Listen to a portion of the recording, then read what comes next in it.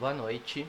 Começando a aula de hoje de Sociologia, a gente vai falar agora de um sociólogo muito famoso chamado Karl Marx. Bom, o Karl Marx, ele teve uma proposta de uma ampla transformação política, econômica e social. Tanto que para muitos ele é conhecido como o pai do comunismo.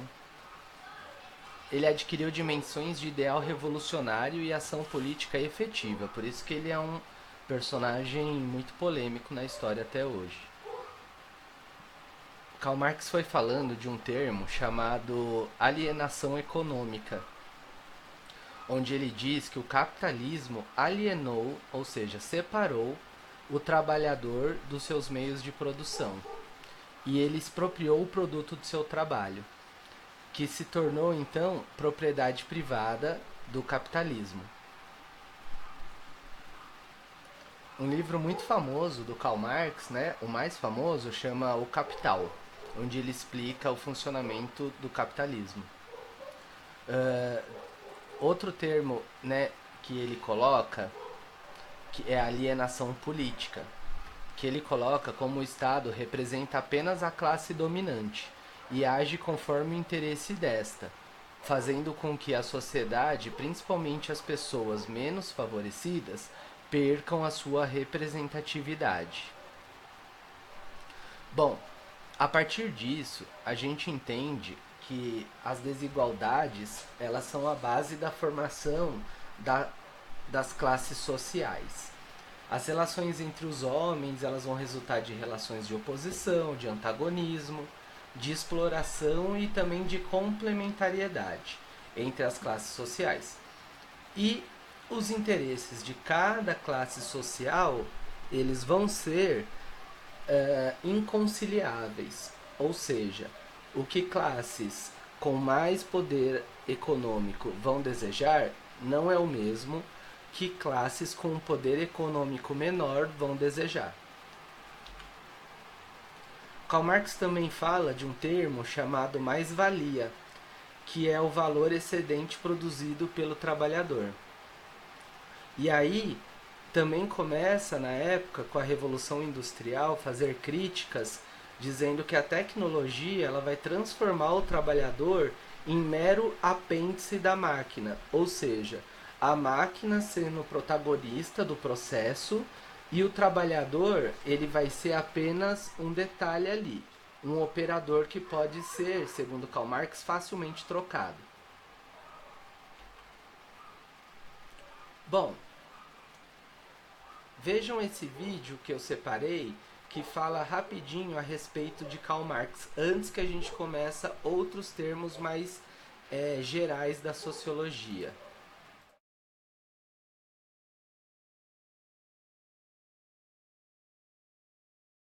Hoje vamos falar do barbudinho mais polêmico das ciências sociais. Alguns amam, outros odeiam, mas todos falam sobre ele. O Karl Marx é um daqueles autores que desperta paixões, desperta ódios, fervores e ao mesmo tempo desperta amores e paixões. E isso é normal. É normal porque o Marx é um autor que falava de um tipo de percepção sociológica chamada praxis. A obra do Marx não era uma obra para você ler e guardar o livro na estante e nunca mais pegar. O Marx propõe um tipo de literatura no qual você deve ler a obra dele e realizar um ato com aquela prática, um ato com aquela realização. Ou seja, você deve colocar em prática aquilo que ele propõe em sua obra. E isso é diferente do Weber, é diferente do Durkheim. Porque você lê o Weber e você lê o Durkheim, você automaticamente tem uma análise social sobre comportamentos humanos. O Marx faz essa análise, mas também fala de algo que nós devemos fazer para alterar a realidade social, que no caso é uma revolução. Vive la revolution! Vive la revolution!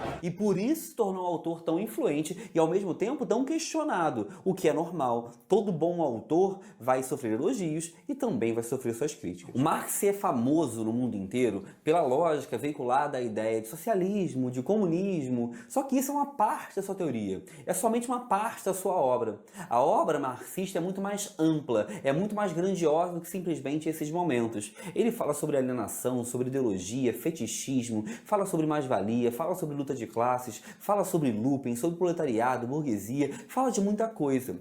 O ponto é que o Marx se tornou um autor tão popularizado que se fala muito, mas se leu pouco. E é fundamental, até para criticar e falar mal, que é algo muito justo e muito válido, que a gente leia certos conteúdos, que a gente leia certos autores. O relevante do Marx é trabalhar, e é pensar que ele está falando no século XIX para uma realidade do século XIX.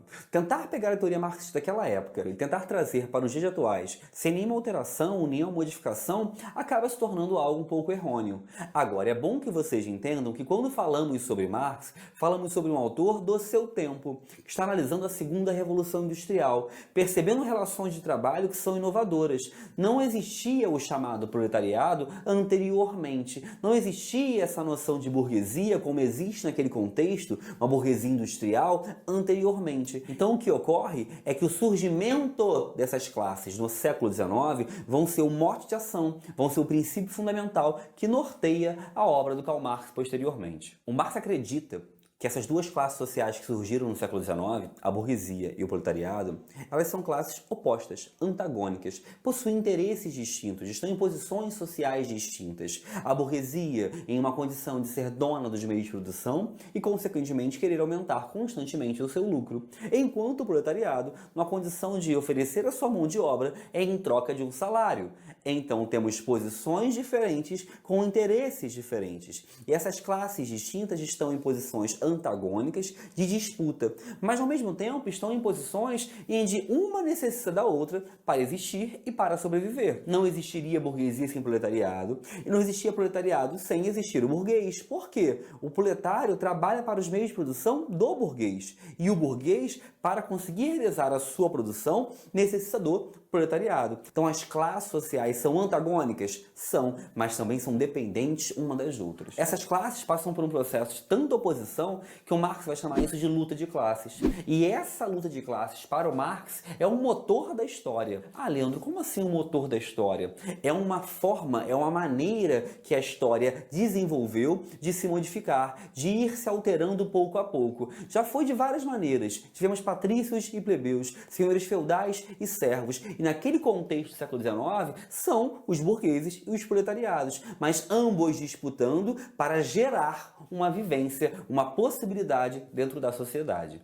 A questão é que, para o Marx, a burguesia acaba por ser mais poderosa e controlar a produção, gerar uma alienação, um controle e uma exploração sobre o proletariado.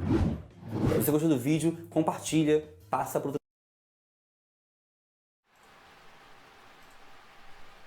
Bom, entendido um pouco sobre Marx, vamos falar agora sobre alguns termos da sociologia. O primeiro dele é socialização. O que é isso? Socialização é a aquisição da cultura e ela vai começar quando o indivíduo nasce e ela só vai terminar na morte dessa pessoa. Bom, se a gente for pensar, quando nasce a criança ela vai ter apenas potencialidades de tornar-se humana. E ela vai desenvolvendo ao longo da vida dela esse processo de socialização a partir do que o seu organismo vai dando condições dela conseguir. O processo de socialização ele é profundamente cultural, ou seja, essa criança que nasce ela vai começar a absorver tudo que há culturalmente dentro da sociedade onde ela vive. E aí a gente parte para outros três conceitos. O primeiro é de posição, depois de papéis sociais e de status. Bom, então a gente entende que as relações sociais elas vão ser estabelecidas a partir de posições sociais definidas em termos de prestígio social. Ou seja, dependendo da posição social que a pessoa ocupa, ela vai ter alguns privilégios ou não. Veja, dizendo isso não que é o correto, é o que deve ser feito, mas é o que acaba acontecendo, né? Principalmente numa sociedade que tem como regime econômico o capitalismo. O status, ele é qualquer posição que um indivíduo ocupa na sociedade. Então quando fala o status social dessa pessoa, né? Então, para cada posição social vai corresponder um conjunto de direitos, de deveres e privilégios que caracterizam o status na sociedade.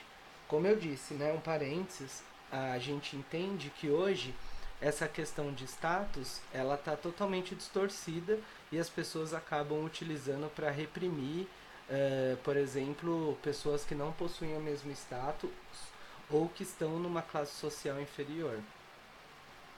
As pessoas não são status. Se o indivíduo deixa de ocupar uma posição social qualquer, ele vai perder o prestígio e o poder propiciado por esse status.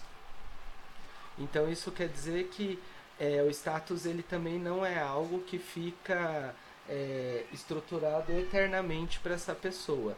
Ele pode seguir com ele ou ele também pode perdê-lo.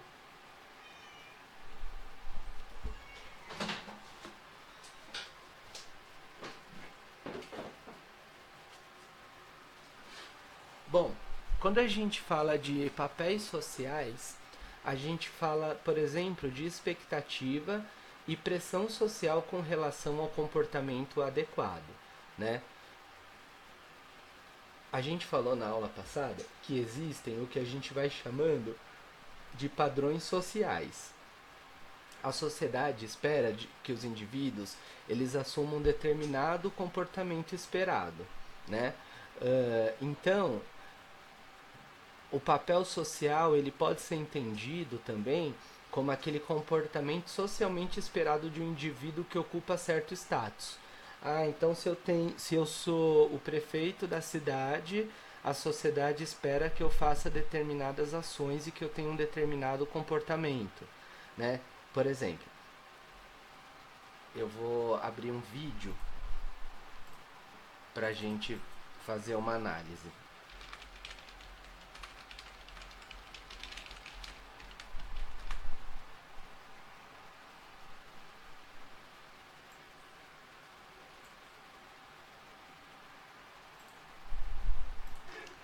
O vídeo que eu vou colocar,